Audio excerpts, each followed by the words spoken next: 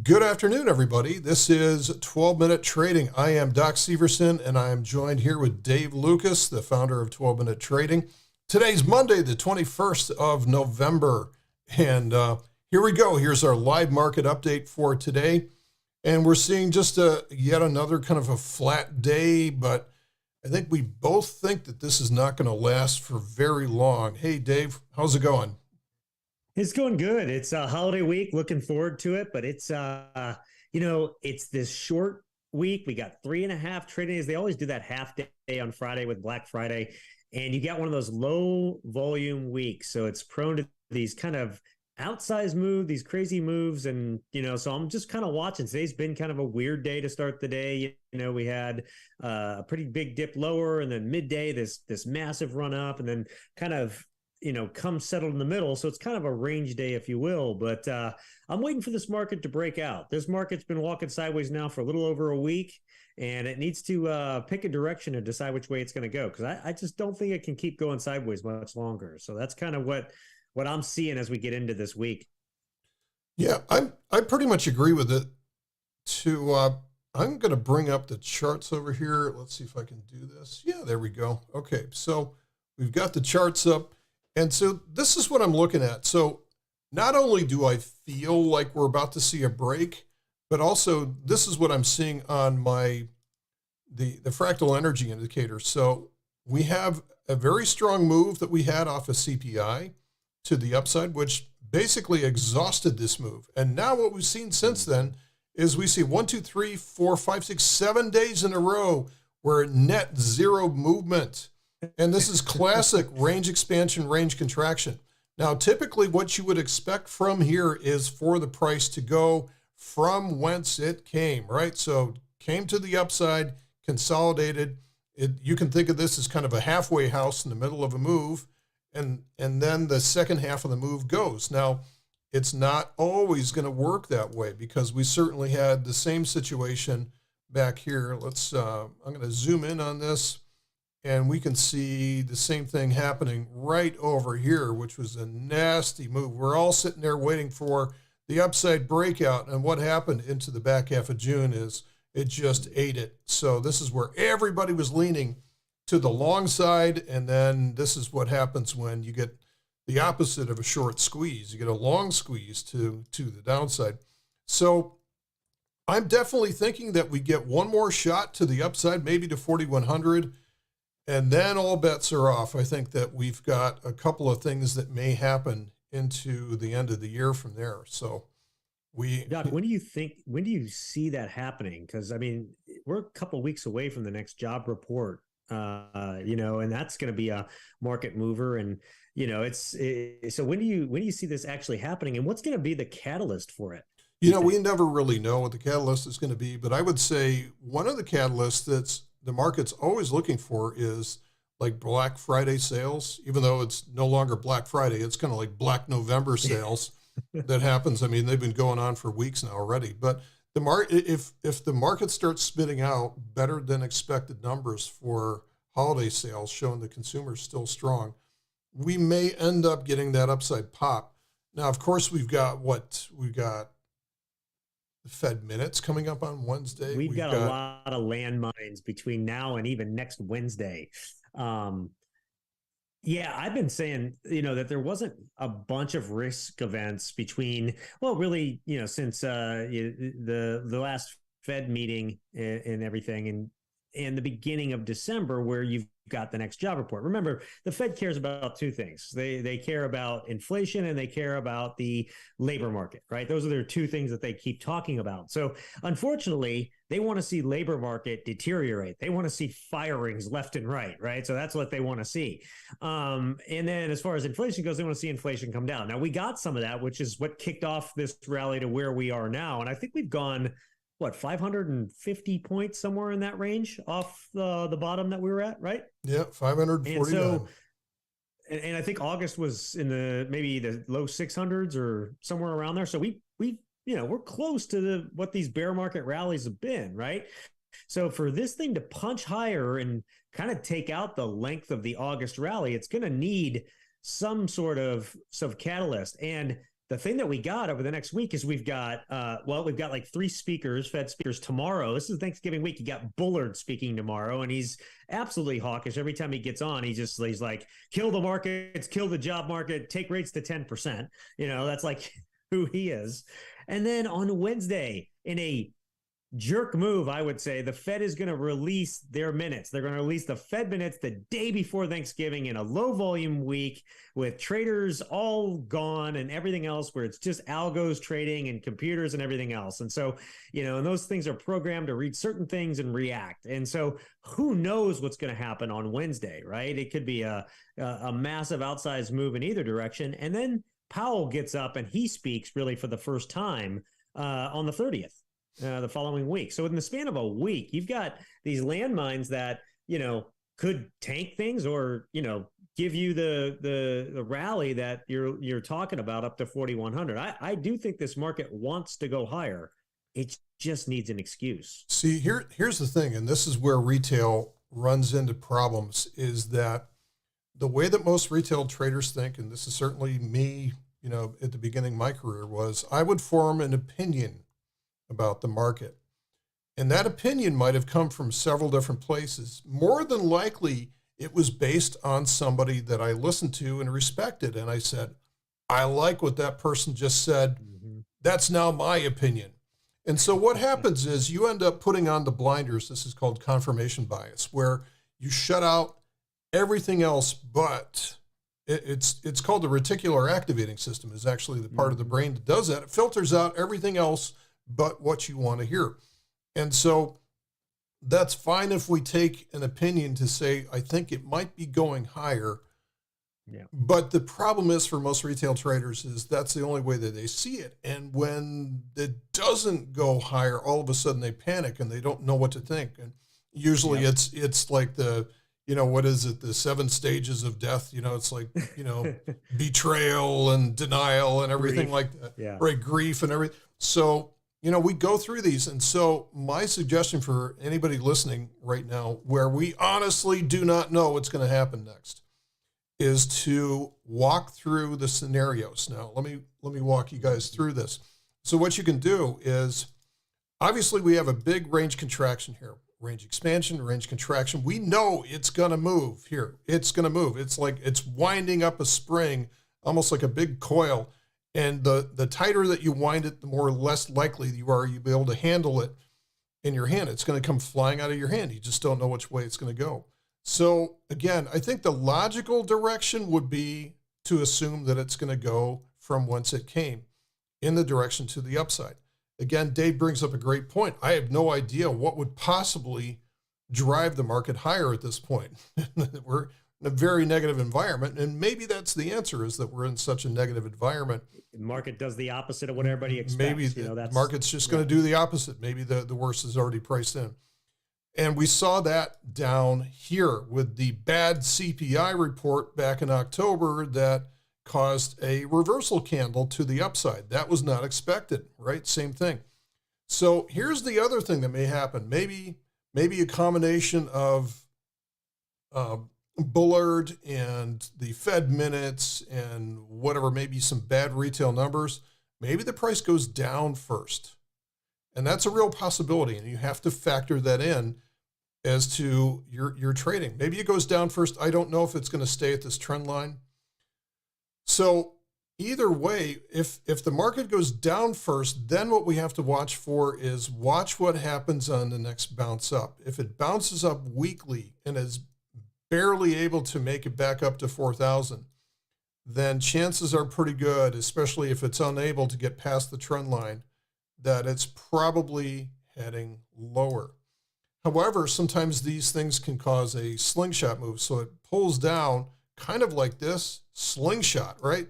Slingshot move gets everybody negative, and pay attention to the sentiment that's out there in the market. If everybody is completely negative and just, assuming, we could see some positive catalyst absolutely blow up the market, similar to the CPI report that we had from last week. All right. So this is what we're going to be looking at. Now, what complicates things is if we actually end up seeing the price go higher first, then I think that we will see some type of a strong pullback. down the road. So either way, I think markets move by the end of this week. I think it's just too wound up for it to sit there for very much longer. And I would say either by Wednesday afternoon or maybe sometime on Friday morning, we see a surprisingly large move to break us out of this consolidation. The other thing too, there's all these, like, there's so many indicators, right, that people are all over. Put call ratio has been above 1 for, it seems like, forever at this point, right? And it just doesn't seem to be playing out, right? That would typically be bearish. But we haven't seen that play out. Have you noticed that that's the equity put call ratio? Yeah. I saw this. Actually, this was brought up by Liz Ann Saunders on Twitter the other day, and I was like, oh, wow, that's a big contrarian. It was like at 150 or 160, yeah. Yeah, it hasn't been that high for like decades. But Right. somebody was pointing out in the comment thread, sometimes it's worth reading down in the comment threads. They're like, wait a minute, that's the equity put call. That's not the index put call ratio. Right. And so we don't know what equity that's out there. Maybe it's Meta, maybe it's Google, maybe it's Amazon. A lot of those have been in trouble lately, and I think they may be poisoning the well with some of these indicators. So sometimes we can get, I don't want to say false signals, but sometimes you have to do a little bit more digging.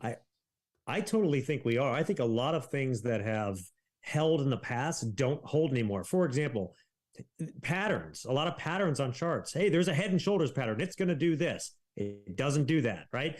All these old patterns. And part of it is because we are in a it's been a long time since we've been in a truly free market, but we are, since 2008, definitely in a post-free operating market. It is so, I hate the word manipulated, but so there's so many things that impact the market, from the Fed to, these different data points to now we have daily options on all the major indexes and a lot of stocks and stuff. So it's just not the same type of world anymore. So a lot of these things just don't hold true. I think I think that it's a weird bear market. We've talked about this before. Bear markets wear on people. And they tend to just wear them down and wear them down and wear them down till, and you go through and you've seen the waves, right? If you've got the chart up, right? You show the waves, we have the bear market rally and then down, bear market rally, then down. But usually you get to a point where people can't take that anymore. And you get this mass capitulation where everybody just throws in the towel. They can't take it anymore. They're done. They sell out of everything. And that's the washout. That usually washes everybody out, gets you to a bottom and everything else. The interesting thing is that we've hit levels at this point, especially like in the NASDAQ, of where a washout would normally be. Now we've had bear markets that have gone down 50 to 70% and stuff. But, for at least the last 10 to 15 years, we're hitting some of those levels to where you would normally see the bottom of a bear market. But we have not seen a capitulation event yet.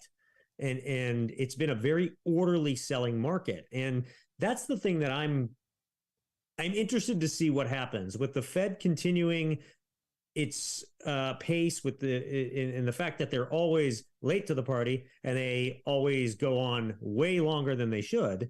The Fed continues what it's doing. We get into December, and I think maybe we do get that run up to like 4,100, 4,150 you're talking about, gets everybody on board one last time. And then the fade comes in the back half of December into the first quarter of the year, and that's where you get your bottom. Like, that's what I'm wondering if this is setting up for that. So there's so much to unpack from what you just said. I know.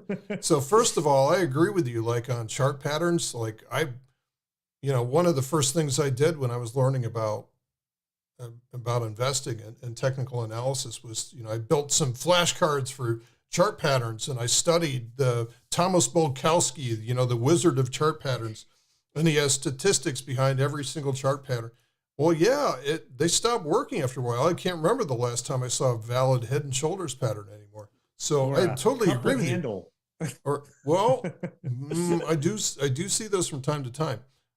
But the one thing that does still work is range expansion, range contraction, the fractals. That is absolutely true. The energies work. I totally agree. The energies have been the one indicator that really have held true consistently for the last 20 years, if you will. So sorry to interrupt. Keep going. Yeah, it still does work. So it's understanding the price action and not just depending on, well, this chart pattern from 1956 says that.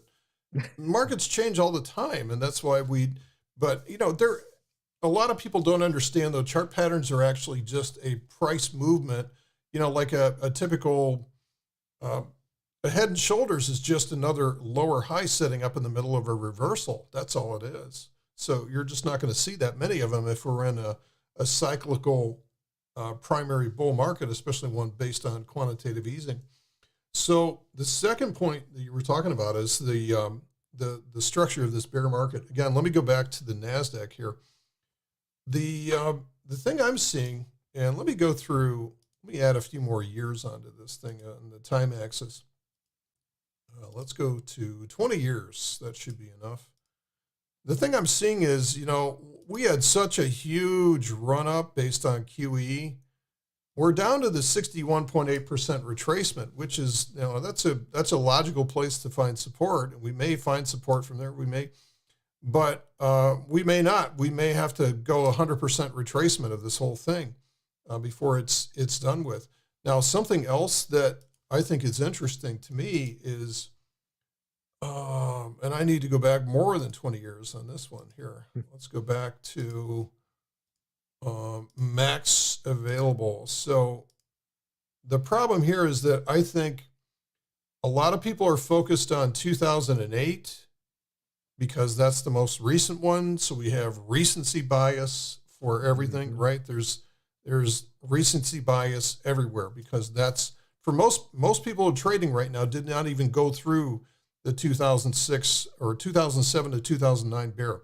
Most people are just reading about it in history books. But if you go back even further, I think this one actually is very, very similar. If you look at the Dow on this chart, that's exactly what's going on right now on the Dow. The same kind of pattern. It's just it's a very slight choppy down. And the NASDAQ is doing exactly what it did back in 2000, so 22 years ago. That, to me, this is more likely what we're seeing right now. But I do agree that we have not seen the true capitulation yet. So in my mind, probably we're going to run into a little bit more difficulty in 2023. But at the same time, what drives me crazy is that's kind of the majority opinion. That is the majority opinion. And Mark is going to do the exact opposite of what everybody thinks it's going to do. In fact, I want to show something here. I can zoom in. Let me show this real quick. And I've given a lot of credit to this guy. This guy is on Twitter. He runs a firm called Mott Capital.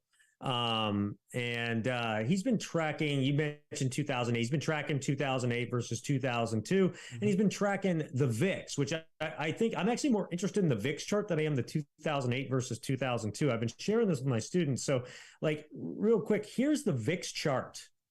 And this is his last update, from last week. Here's the VIX chart right now. Look where we're at. See how it early December and then it just went crazy, right? And this was the capitulation event. If I pull up the, wrong way. This is the chart of the index. This is 2022 and this is 2008. So you can see we're at that point. If we're going to follow this analog, if you will, this is the time. In the next 2 weeks, we're going to know. Okay. Either we're breaking the trend. Dave, let me interrupt here. What you're bringing up is a great point, because the way that we can use that is to go back to your previous chart. Yeah, right there. Notice how that chart in the blue showed a positive divergence on the blue. So the VIX started rising, and you can't really tell because they didn't superimpose the price chart on there. But the the VIX actually started rising when the S&P was rising during that time. And that's the true tell. That's what we have to worry about, is when we see the VIX start to go higher from here at the same time as the price going higher. So if we see this pop up to 4,100, watch what happens to the VIX. So I'm glad you brought that up. And this is the interesting thing too, is like, as of now, we've broken the trend, right? So this is the 2022 price versus 2008. And there was a reason for this right here. This was like, Lehman had happened in September, and all that fallout was starting to hit now, right? And everything else. Maybe it is FTX. Maybe the contagion of FTX is what it ends up being that moment. But what I haven't seen, or at least of yet, I haven't, and usually hindsight's 2020, right? But just like looking back over the last few months or 6 months or even 8 months, I'm looking at like, what would be the major catalyst to drop off the cliff right here, right? Where's the Lehman moment that comes in, right? FTX is not it, because losing even $5 or $6 billion is just a drop in the water compared to the equities market. Compared to the equity markets. And so, and then you look over here, and this coincides real well. This is where it started to fall off the cliff on the other chart, and everybody got scared. This was the capitulation event, and this is what capitulation truly looks like, right? Oh yeah. Everybody's scared, right? And so, right now, if we do follow it within the next couple of weeks, you can see about mid-December is when this stuff takes off. And so that's why I'm like, all right, I think we got some clear sailing to go ahead and run higher through that first week of December, where you're now going to get the job. Remember, the Fed wants to kill the labor market. I say that, and that's true. They want the labor market to experience pain, right? So the Fed is going to look for that jobs report come December as a big indicator to help them in their decision on what they do going forward. And so if the jobs come in negative, I think that rally continues. If the jobs beat, then you're going to have, maybe the beginnings of something like this, because then CPI will come right after that. And what happens if CPI goes back up? So that's kind of where we're at. So the next couple of weeks are going to be a very, very interesting time into that early December timeframe, to where I think we'll get the answers to some of this. So pro tip, one big advantage. Sometimes you get some really asymmetric reward to risk opportunities in investing, and they always occur when you're not expecting them, and you're left scrambling after them, trying to catch up. And so one of those is, if we do rally up from here, take the opportunity to buy some out of the money debit put spreads. Yep. Vertical spreads are going to cost you a little bit of money, but they're going to be super cheap. They're going to be maybe $25, $30, something like that, to buy something with the equivalent strike prices around the October lows. And those will pay off like ridiculously if we do have a really hard move down into January, February, something like that. So buy yourself a couple of months of time. And you may actually find that you can actually buy just regular puts cheap at that price down there too. I'm sorry, I disagree. You will not. There is still a tremendous amount of skew. I'm thinking of like the other indices, like the SPY and stuff like that. That's where, if you look at those, you may be able to. Yeah, I agree with you. Like SPX and the big boys and stuff. Yeah, they're going to be really expensive. We've had so much skew for so long now. It's going to be a long time. Now, at the top of the bulls, like back in 2017 and stuff like that. Oh yeah, you absolutely could. I mean, that's what I used to run the Hindenburg strategy on, was looking for that, because they were cheap. I used to be able to buy 10% out of the money SPY puts for $100, which was cheap enough to say, oh, let's just do that. But you've got to spread. How far out are you thinking? Well, I don't try to get crazy. I just go for the most recent lows. So in this case, 3,500. But if you're how far out in distance, like 2 months out, 1 month out? Yeah, I'm saying about 2 months. I think 2 months is about all you want, because you can buy too much time, and and it's 2 months is usually good enough. I mean, it's because you'll know it, especially if we start to see that positive divergence in the VIX. That means that somebody is already. It's going to go down quick. But if you see the positive divergence in the VIX, what that means is that somebody is already beating you to that trade. Somebody is already front running you on those out of the money puts. And I should say, as of today, the VIX is lower today. Last I looked. Yep. So as of now, that's not happening yet. The VIX is moving lower, even with markets being down a little bit today, kind of having their range day. bit down, VIX is still, I think it was down 30, 40 cents, so it's not happening yet. So I guess in the end, we don't know where things are going to go, and that's okay. It's okay to say that you don't know where the price is going to go, because that's the way that we trade. We trade based on, price action. We based on energy. We never know on any given minute where the price is going to go, but that's okay, because we're statistically, set up to sell premium. So that's the way it is, but be cautious of the downside, because the movement can occur very, very quickly, especially with low volatility right now. We are definitely running in, I think we're a 31 percentile right now on the IV percentile, implied volatility percentile, which is, it's going to change. It'll change within the next 5 to 7 trading days. Yeah. So it's not super low. It's not single digit, but it's still something to be cautious with. So be very careful with those put credit spreads. Any final thoughts you got, Dave? The only last things that I said, I think I want to echo you, because I think it's really important, for those that follow us, or maybe this is your first time seeing us. If you don't understand what we do or anything, check it out more. We sell premium, right? We don't buy anything. And the reason we don't is when you buy something, you have to be right. And that's the challenge, is being right enough to really be profitable. And that's the challenge with most traders, is that you can win one, you give it back on the next two, and so on, right? And that's why most traders never make any money. So we figured out a long time ago, by just choosing to sell, we actually put the odds in our favor to win. We become the casino.